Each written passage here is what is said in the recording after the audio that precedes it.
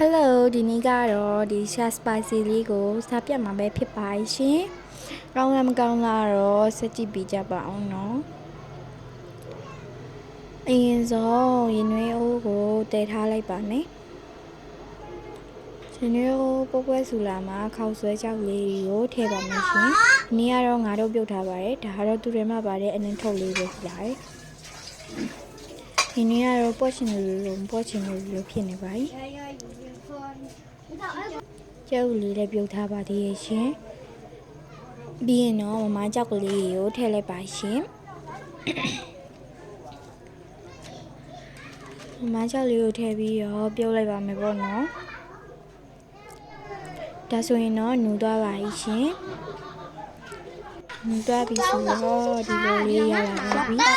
အကြတော့စားကြည့်ကြရအောင်